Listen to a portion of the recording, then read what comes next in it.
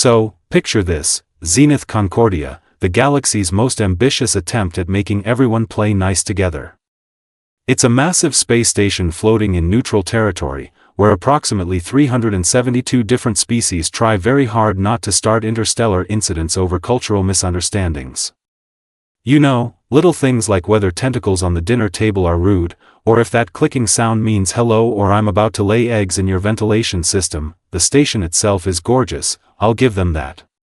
Crystalline towers spiraling up into artificial atmospheres, gravity zones that shift depending on which sector you're walking through, and enough neon signage in languages you can't pronounce to make your eyes water. It's like someone took the United Nations, launched it into space, gave it a budget that would make planetary governments weep, and said good luck with that. Now, humans? We're the adorable newbies in this cosmic circus. Only 50 years since we stumbled out of our little solar system and discovered, whoops, the galaxy's been throwing parties without us for millennia. Most species still think of us as those enthusiastic puppies who just learned about interstellar travel. Cute. Harmless. Eager to please. They're wrong about the harmless part, but we'll get to that. The thing about Zenith Concordia is that it runs on one simple principle: everyone's equal here. Doesn't matter if your species has been conquering star systems since humans were banging rocks together. Doesn't matter if you can bench press a spacecraft or dissolve metal with your spit. Here, you follow the rules, you respect the peace, and you absolutely, positively don't start fights. Kralvex the Dominator missed that memo. Meet Maya Chen, Junior Cultural Liaison Officer for the Terran Diplomatic Corps, and the person responsible for making sure humanity doesn't accidentally trigger a galactic war because someone used the salad fork for the main course. She's 5'4", has a smile that could disarm a bomb, and the kind of cheerful demeanor that makes people think she spends her free time rescuing injured birds and baking cookies for orphans. She does actually bake cookies, to be fair. They're excellent. What most species don't realize about Maya is that she grew up in a family of 5 siblings in San Francisco, which means she learned early how to handle chaos, negotiate truces, and when absolutely necessary, throw down like her life depended on it. Her job description says cultural attaché. What she actually does is follow around human diplomats and whisper things like no, don't pat the ambassador, that's his sensory organ, not his head, and for the love of all that's holy, stop trying to shake hands with species that consider physical contact a declaration of blood feud. It's exhausting work. Honestly, her best friend, improbably enough, is a Quillarian named Pip. Now, Quillarians are what happens when the universe decides that hamsters should evolve into diplomats. They're 3 feet tall, covered in soft iridescent fur that shifts colors with their moods, have these enormous liquid eyes that could make a statue feel guilty, and they communicate partially through melodic chirps that sound like a music box having a pleasant dream. Pip is essentially the living embodiment of a stress ball crossed with a teddy bear crossed with someone who's genuinely better at negotiation than most galactic senators. Maya and Pip met during her first week on Zenith Concordia, when she accidentally sat on him in the station library. He'd been napping in what she thought was a pile of decorative cushions. Instead of being offended, he'd chirped something that translated to well, at least you're comfortable, offered her half his snacks, and they'd been inseparable ever since. He taught her the basics of galactic protocol. She taught him the joy of terrible Earth movies and popcorn. The little guy was basically 3 feet of pure innocence and optimism wrapped in fluff. He believed in the goodness of all species, in the power of diplomatic solutions, and that everyone deserved kindness and respect, which is probably why watching someone hurt him turned Maya Chen from a cheerful cultural attaché into the walking embodiment of consequences. But we're getting ahead of ourselves. Now let me tell you about Kralvex the Dominator, because yes, that's actually what he called himself. Not Kralvex the Reasonable, or Kralvex the occasionally pleasant to be around. The Dominator. That should tell you everything you need to know about his personality, but let's paint the full picture anyway. Kralvex was a Vrachthian, which meant he stood 7 feet tall and looked like someone had crossbred a scorpion with a bodybuilder and then coated the whole thing in crystalline armor that refracted light in vaguely threatening ways. 4 arms, each packed with enough muscle to bend Durasteel, and a face that seemed permanently stuck in an expression that said I could kill you with my lunch break. His exoskeleton was deep purple, shot through with veins of luminescent red that pulsed when he was angry, which was basically always. The Vrakthians had a reputation in the galaxy as conquerors. Not the sophisticated kind who wage wars of economics and politics, but the old-fashioned kind who show up, punch everyone in the face, and plant flags while roaring about glory and strength. They'd claimed 17 star systems through what they called trials of dominance, which was a fancy way of saying they beat people up until those people agreed to join their empire. Kralvex carried what he called his honor staff, a 6-foot length of reinforced titanium alloy wrapped in energy fields and decorated with the emblems of enemies he'd defeated. Basically, it was a high-tech club for people with superiority complexes and a hobby that involved hitting things. The station security files on Kralvex were impressive, and not in a good way. 47 formal complaints in 6 months. He had a charming habit of cornering smaller species in corridors and suggesting they show proper respect, which apparently meant cowering and apologizing for existing.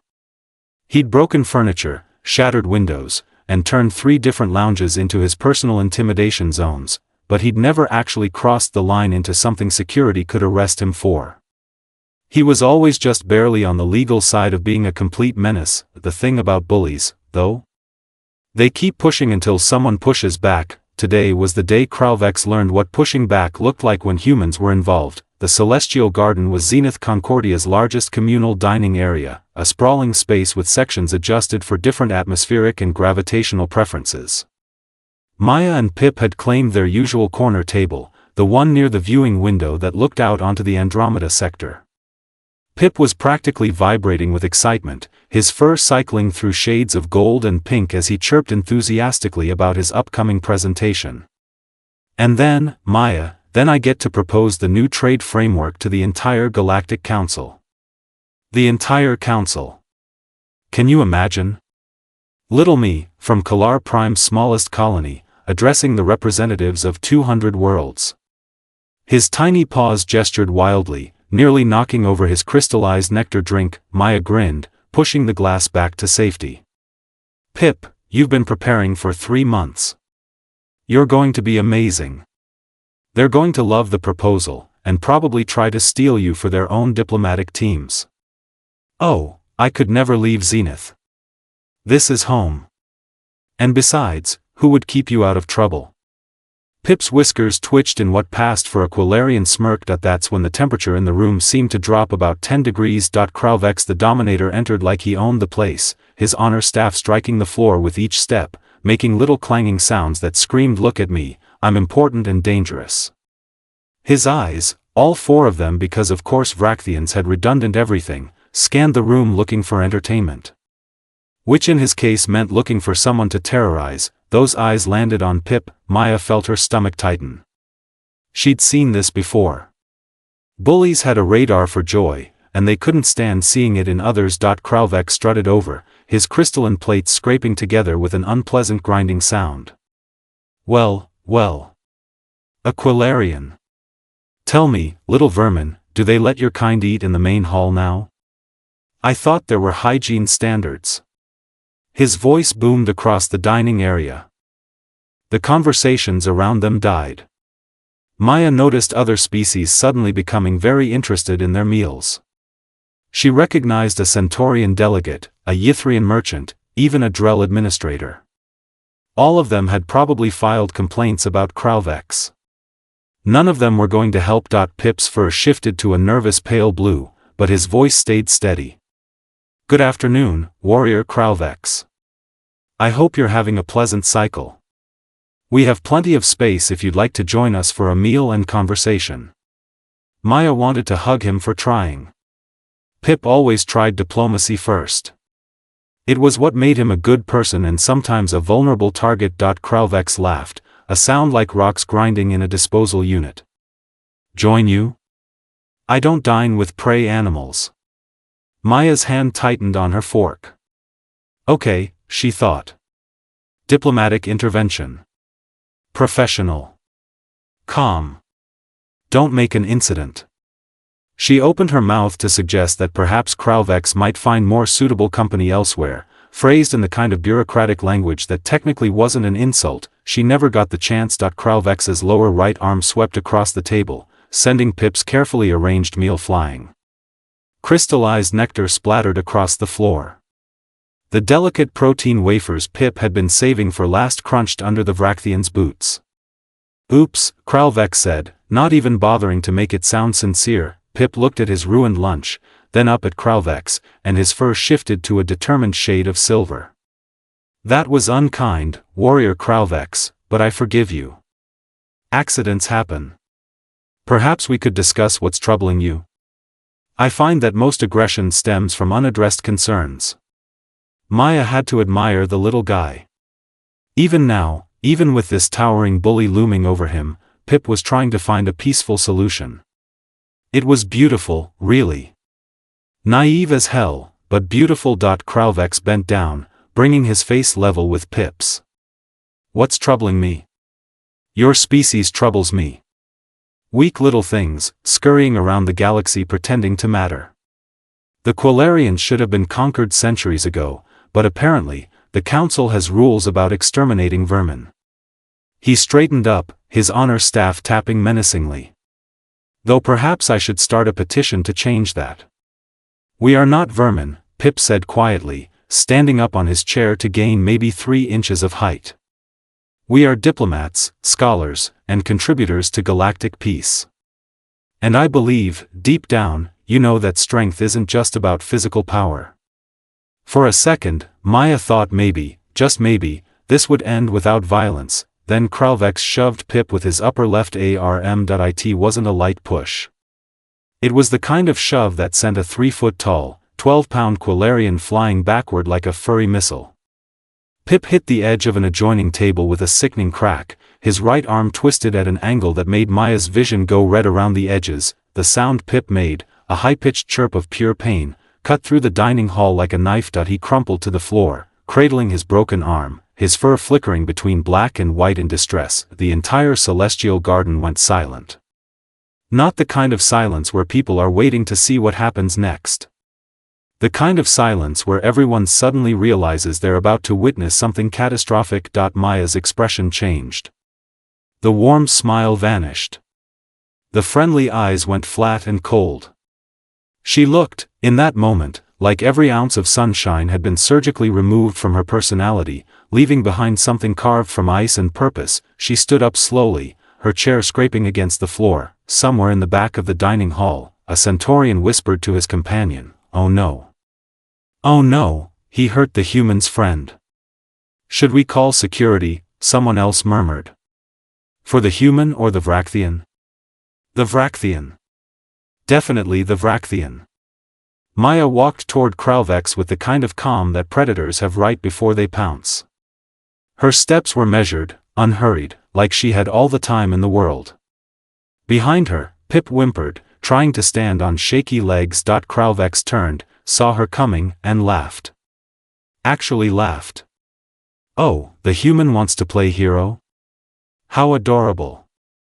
Let me teach you the same lesson I taught your little pet." He raised his honor staff high, the energy fields crackling to life along its length, and brought it down in an arc that would have shattered bone and probably sent Maya to the medical bay for a month. Maya caught it mid-swing with her left hand, just reached up, casual as anything, and stopped 6 feet of reinforced titanium alloy dead in the air. The energy field crackled against her palm. She didn't even flinch, the smile never left her face. If anything, it got wider. "Hi there. I don't think we've been properly introduced. I'm Maya Chen, and that's my best friend you just hurt." Kralvex stared at his staff, then at Maya's hand, then back at the staff. His mandibles clicked in confusion. "What? How are you holding that? Let go." He tried to pull the staff back. It didn't budge. Not even a little. Maya's grip might as well have been an industrial vice welded to a mountain.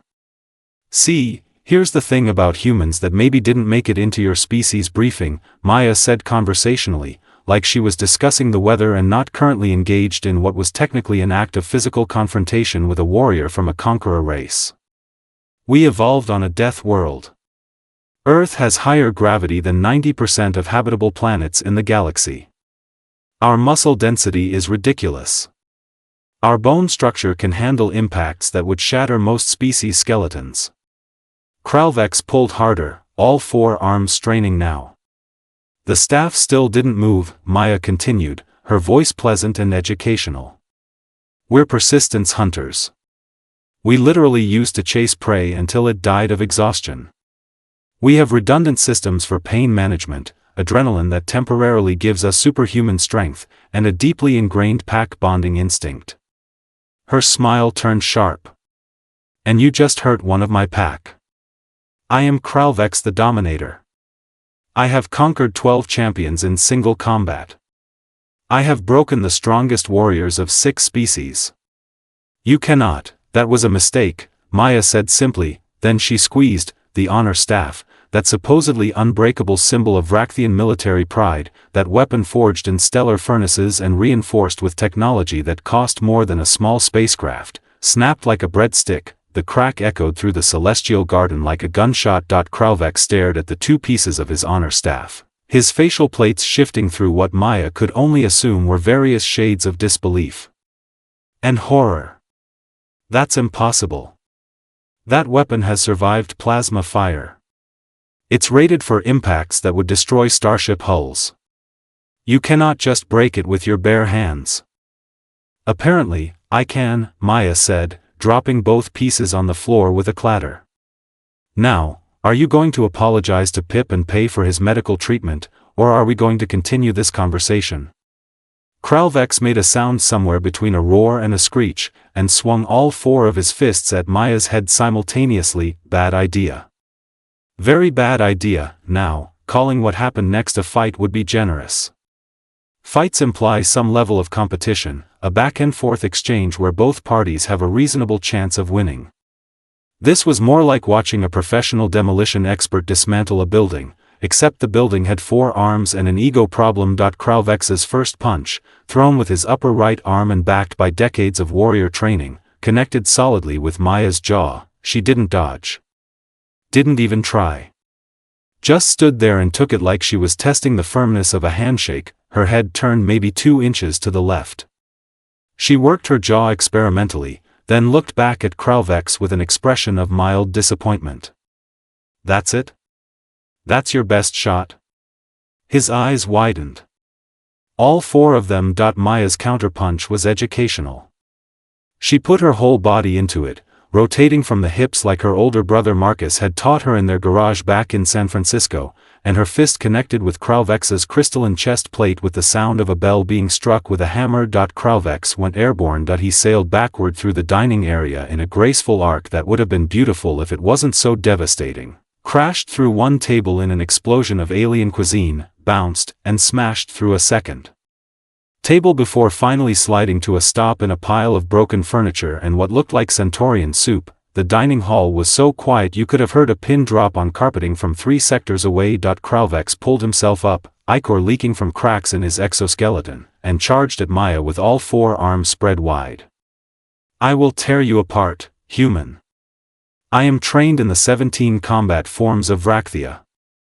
My 4 arms give me superiority over any bipedal species. Maya sighed. 4 arms? Please. I grew up with 3 brothers who all thought tickle fights were a contact sport. I know how to handle multiple limbs. What followed was a clinical demonstration in why warrior training doesn't mean much when you're outclassed in every physical category. Kralvex threw punches, kicks, grapples, all the fancy moves from his 17 combat forms. Maya blocked, deflected, and countered with the kind of efficiency that spoke to someone who'd spent her childhood in organized chaos and her teenage years in mixed martial arts classes. She caught his upper arms, ducked under his lower arms, swept his legs out from under him, and then, for the finale, grabbed him by his primary torso plate and threw him, not pushed. Not shoved. Through. Like he was a sack of potatoes she was tossing into storage. Kralvex flew across the celestial garden and landed directly in the decorative fountain, the one with the holographic fish and the supposedly calming water features. The impact sent a geyser of water 15 feet into the air. He surfaced once, sputtered, and then slumped backward, unconscious, his body floating among the artificial lily pads. That's when station security arrived, 8 officers from 4 different species, weapons drawn, ready for a full-scale riot. They froze in the doorway, taking in the scene. Broken tables. Scattered food. One very large Vrakthian warrior floating face-up in a fountain, clearly unconscious. And Maya Chen, all 5'4" of her, gently helping Pip to his feet, cradling his broken arm with the kind of tenderness you'd use with a newborn. The head security officer, a grizzled Ythrian named Keswick, lowered his weapon slowly. What in the 17 hells happened here? The medical team arrived in under 2 minutes, which was impressive considering they had to bring equipment rated for both a Quilarian and a Vrakthian. Pip was carefully loaded onto a hover stretcher, still conscious, his fur cycling through apologetic shades of blue and gray. "Maya, I'm so sorry I caused trouble," he chirped weakly. "You didn't cause anything, buddy. Just rest." "I'll be right behind you," Maya said, squeezing his uninjured paw gently. Kralvex required significantly more effort to extract from the fountain. It took 4 medics and an anti-grav lift. The preliminary scan results came back while they were loading him onto the reinforced stretcher: 3 broken ribs, fractured exoskeleton in 7 places, severe concussion, and what the Vrakthian physician delicately described as catastrophic damage to his pride. Pip would be fine in a week with standard bone acceleration treatment. Kralvex would be in medical for a month, minimum. Security officer Keswick pulled Maya aside while the medics worked. "I need your statement for the incident report." Maya's report was a masterpiece of bureaucratic understatement. She described the events in precise, chronological order, using phrases like, "The subject initiated unwanted physical contact with my colleague," and "I employed reasonable force to prevent further aggression," and "The subject's weapon experienced structural failure during the altercation." She made it sound like she'd filled out a particularly aggressive insurance claim. Keswick read it twice, then looked at Maya, then at the broken honor staff on the floor, then back at Maya. "Reasonable force?" "He started it," Maya said with a shrug. "I just finished it." The security footage review happened 3 hours later in the station commander's office. 27 different camera angles captured the entire incident in crystal clear detail. The footage went viral within the station before the review was even complete. The Quilarian delegation arrived first, led by Ambassador Churik, who declared Maya Chen an honorary protector of the Quilarian people and presented her with a small medallion that translated roughly to "friend who stands when others fall." Pip would have been proud of the ceremony. He was still in medical, being fussed over by approximately 20 concerned Quilarians who'd brought him flowers, treats, and approximately 7 different flavors of crystallized nectar. The Vrakthian Empire filed a formal complaint within 6 hours, demanding Maya's immediate arrest and deportation for assault on a diplomatic envoy, destruction of cultural property, and about 17 other charges that boiled down to, "She embarrassed us really badly and we're mad about it." The complaint was reviewed by a 3-species tribunal, who watched the security footage in its entirety. It was dismissed in 4 minutes. The tribunal's official statement read, "Warrior Kralvex initiated unprovoked violence against a non-combatant species, ignored multiple opportunities for de-escalation, and attacked Officer Chen first." The footage clearly shows Officer Chen acted in defense of another and in self-defense. Also, we would like to note for the record that breaking an honor staff with bare hands is not technically illegal, just extremely impressive. Maya was summoned to Station Commander Valetha's office the next morning, and she walked in expecting to be packing her bags for Earth by lunch. Diplomatic incidents were frowned upon. Throwing warriors into fountains probably violated at least a dozen regulations. Commander Valeth was a Zentarii, a species that looked like someone had crossed a mantis with a philosopher and then given the result about 300 years to contemplate the meaning of existence. They were known for their wisdom, their patience, and their absolute inability to tolerate nonsense. Valeth sat behind their desk, mandibles twitching in what Maya had learned to recognize as suppressed amusement. "Officer Chen. Please, sit." Maya sat, back straight, hands folded, ready to accept whatever punishment was coming. "I have reviewed the incident in detail," Valeth said, their voice like wind chimes in a gentle breeze. "The footage, the witness statements, the medical reports, and the 47 prior complaints filed against Warrior Kralvex over the past 6 months. Maya blinked. 47? 47, Valeth confirmed. Intimidation, threats, destruction of property, harassment of smaller species. He never quite crossed the line into something we could act on. Until yesterday. The commander's mandibles twitched again. I must inform you that your actions technically violated 12 separate station regulations regarding use of force, destruction of diplomatic property, and causing a public disturbance. Maya's heart sank. I understand, Commander. I'll accept whatever consequences. Valeth held up one delicate claw. However, I have reviewed the footage very carefully, and I didn't see anything. There was a long pause. You didn't see anything, Maya repeated slowly. Nothing at all. Kralvex appears to have slipped in the fountain. Very tragic. Terrible accident. The station really should install better safety railings. Valetha's large compound eyes gleamed with something that might have been mischief. Though I would advise you, Officer Chen, to try using words first in future conflicts.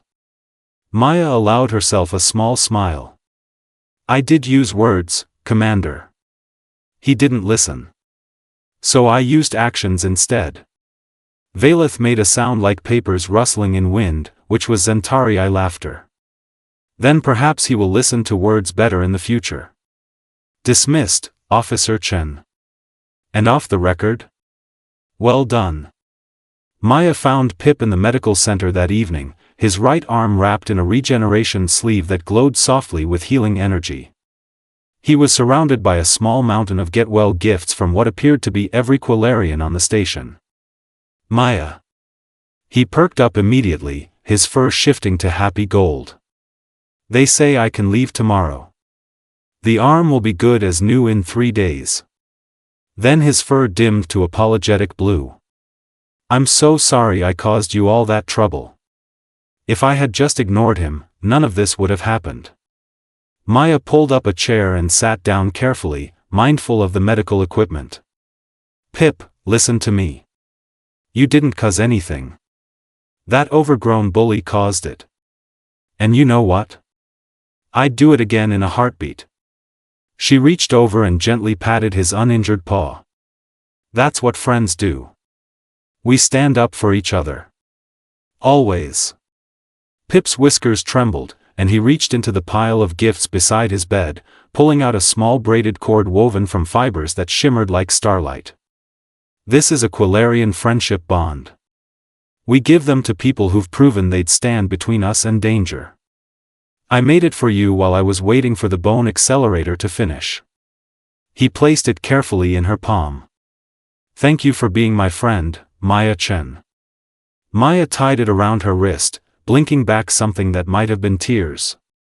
Thank you for being mine, Pip. And that, dear reader, is the thing about humans that the galaxy was still learning. We're generally peaceful. We prefer diplomacy, negotiation, finding common ground. We'll befriend anyone willing to share a meal and a conversation. We've got Quilarians and Zentarii and Ythrians and dozens of other species we genuinely care about, but if you hurt our friends? If you cross that line and harm someone we've decided is part of our pack, all bets are off. Kralvex the Dominator, currently recovering in Medical Bay 7 with his ribs wrapped and his ego shattered, filed for an immediate transfer to a station without human personnel. His request was approved within the hour. Rumor has it he now tells younger warriors cautionary tales about respecting smaller species and never, ever underestimating humans. The story spread through Zenith Concordia like wildfire, then jumped to other stations, then filtered out into the broader galaxy. It got embellished, of course. By some accounts, Maya had thrown Kralvex through 3 fountains, not 1. Other versions claimed she'd broken his honor staff with a single finger while reciting Earth poetry, but the core message remained the same, whispered in a dozen languages across 100 worlds: don't mess with a human's friends, they really, really don't like that.